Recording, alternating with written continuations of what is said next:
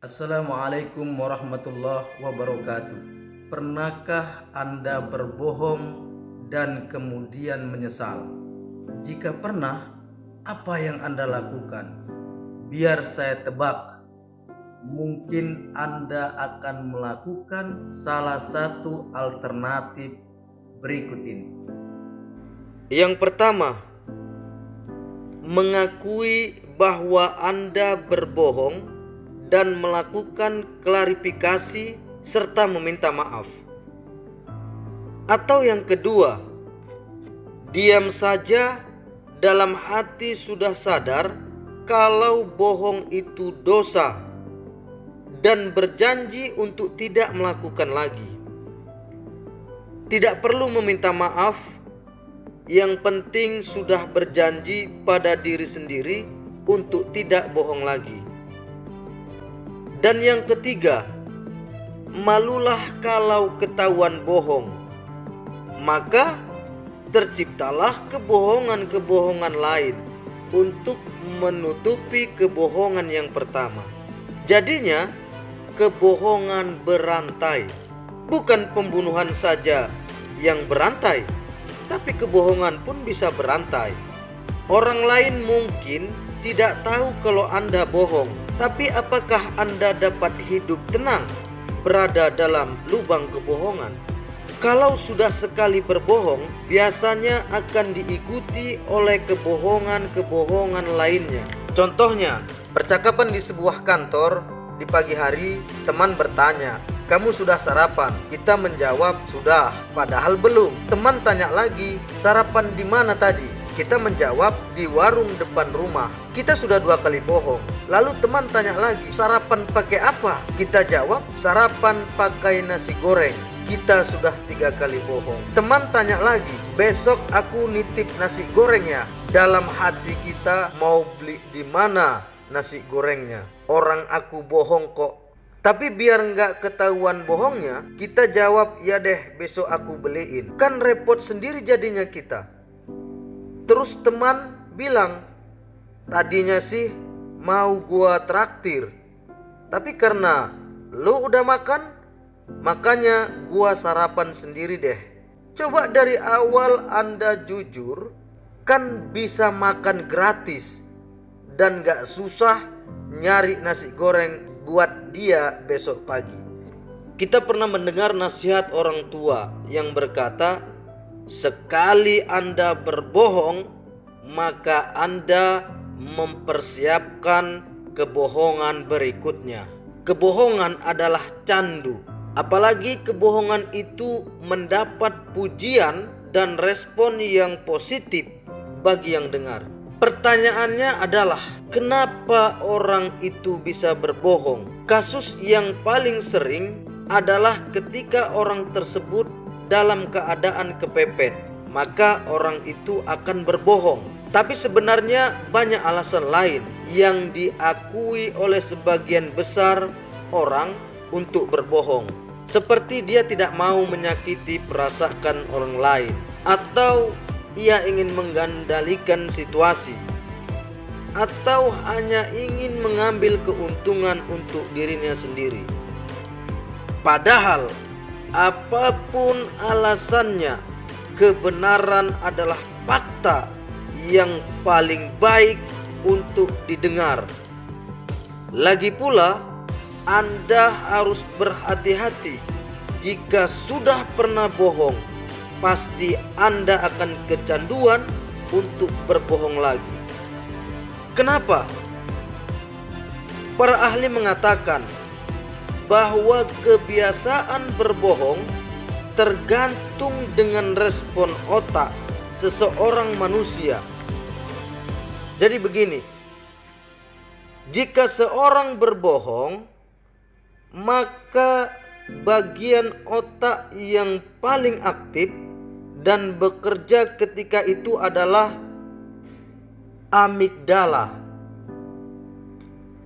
Amigdala merupakan area otak yang berperan paling penting untuk mengatur emosi, perilaku, serta motivasi seseorang.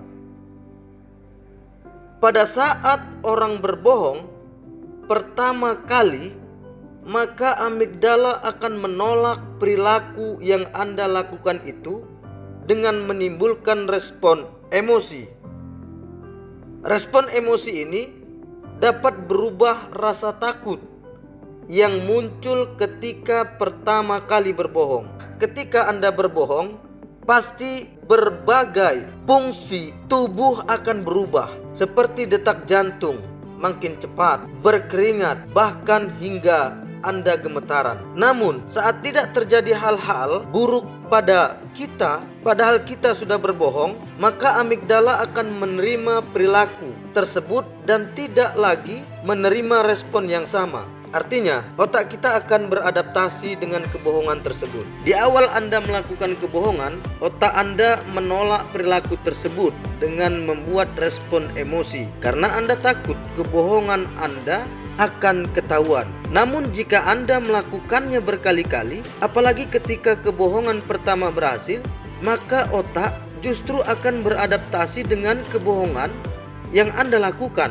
Otomatis otak akan mengira bahwa tidak masalah jika berbohong satu kali, sehingga lama-kelamaan tidak ada lagi perubahan fungsi tubuh ketika Anda berbohong lagi.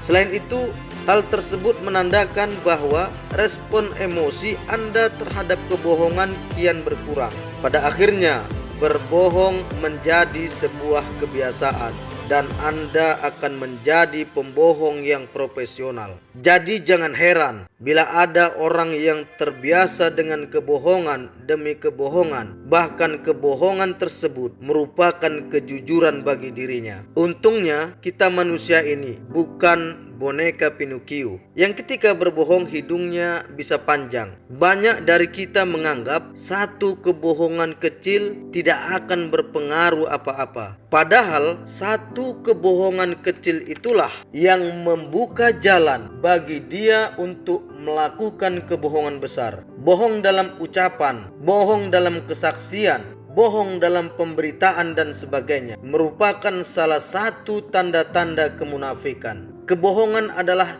induk dari berbagai dosa. Kebohongan adalah sumber dari berbagai macam dosa-dosa lainnya. Kalau Anda mendapatkan jabatan, teman, harta, dan semua yang Anda mau dengan kebohongan, percayalah, itu tidak akan bakal lama. Cobalah untuk selalu berbicara apa adanya. Jangan tergoda untuk berbohong, meski hanya terkesan sepele. Karena itu, lama-kelamaan akan jadi kebiasaan. Jangan berbohong jika kamu ingin menyelesaikan masalah. Karena ketika kamu berbohong, akan muncul masalah berikutnya. Dan setelah itu, kepercayaan akan hilang. Jangan pernah percaya pada orang yang membohongi kamu. Dan jangan berbohong kepada orang yang mempercayai dirimu. Berbohong itu hak setiap orang. Tapi kalau sudah tidak dipercaya lagi dan mulai dijauhi, ya jangan menyesal. Jangan suka berbohong karena hidupmu akan dipermainkan keadaan dan kepalsuan. Jika tidak, katakan tidak. Jika iya, katakan iya. Jangan berbohong dan membuat merasa sakit lebih jauh. Jangan sekali-kali berbohong, karena kebohongan pertama harus ditutupi oleh kebohongan-kebohongan selanjutnya. Sesungguhnya kejujuran melahirkan keberkahan dan kebaikan pada pelakunya. Sedangkan kebohongan menyelamatkanmu sementara dan menghancurkanmu selamanya. Pembohong pada hakikatnya adalah membohongi dirinya sendiri bukan hanya orang lain. Kejujuran itu mungkin bisa menghalangi kita untuk mendapatkan sesuatu, tapi kejujuran tidak akan bisa menghalangi kita untuk mendapatkan rezeki. Assalamualaikum warahmatullahi wabarakatuh.